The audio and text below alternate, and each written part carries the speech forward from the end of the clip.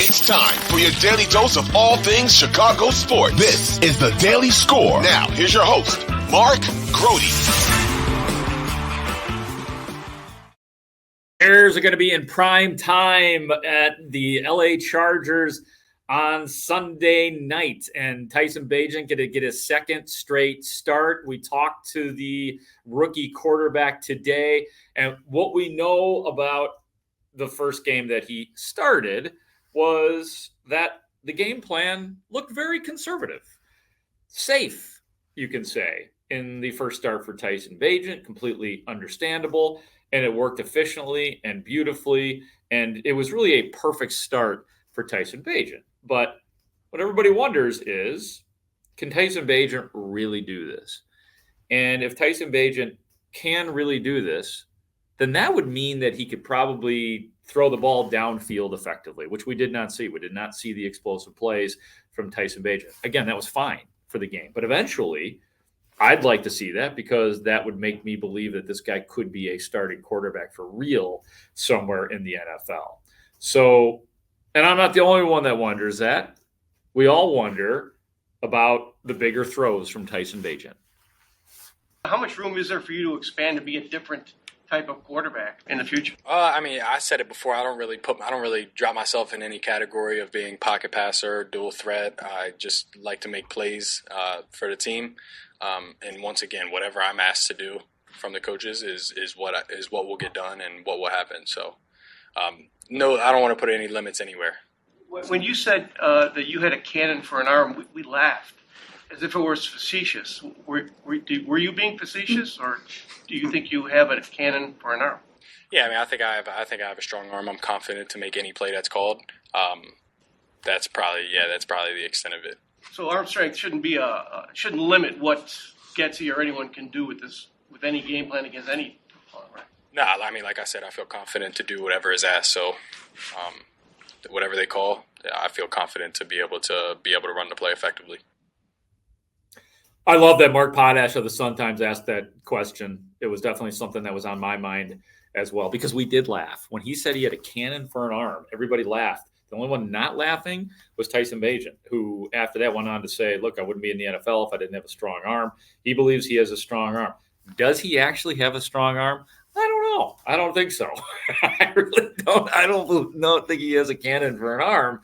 And, with the evidence being Nathan Peterman coming in to throw the Hail Mary at the end of the first half. Now, Nathan Peterman, as we've learned, does have a cannon for an arm. So it may not be so much that Bagent doesn't have a strong arm. It's just that Nathan Peterman does have a ridiculously strong arm, even if he is not necessarily an effective NFL starting quarterback. So we shall see. I would like, the thing is about the Chargers, they probably, there's going to be more to be reckoned with in terms of dealing with a pass rush with Joey Bosa. You got a Bosa you got to deal with, and you got to deal with Khalil Mack as well.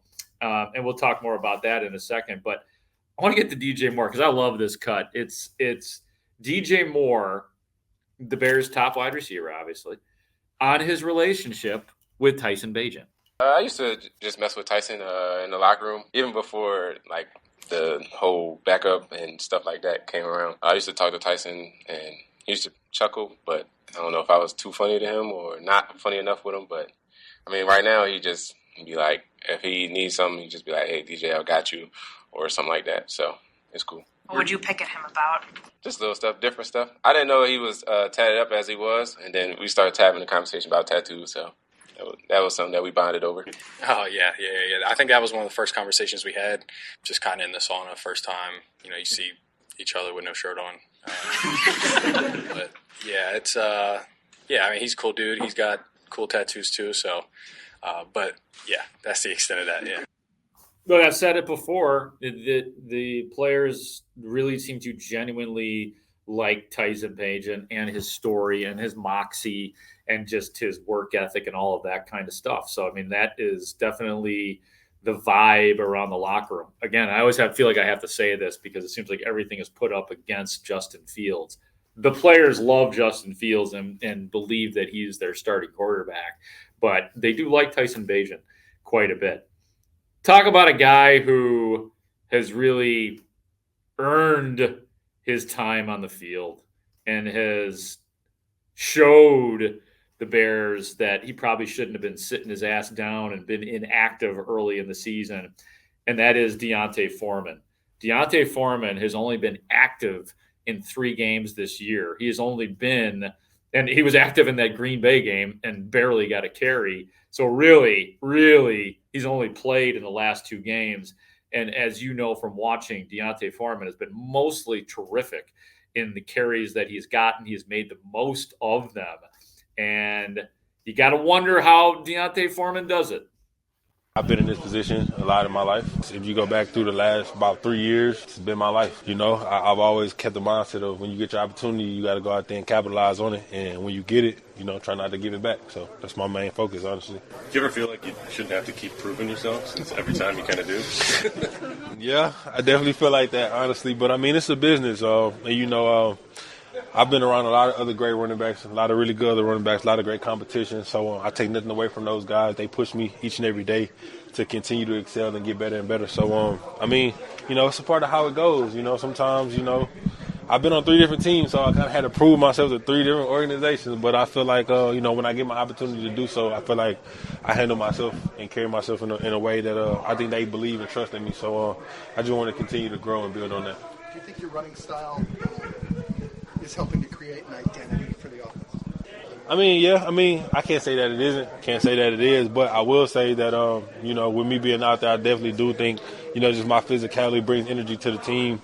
And I think, you know, they kind of feed off that energy when I'm going out there and, you know, doing what I do. You and DJ Moore sat down and watched your hurdling game?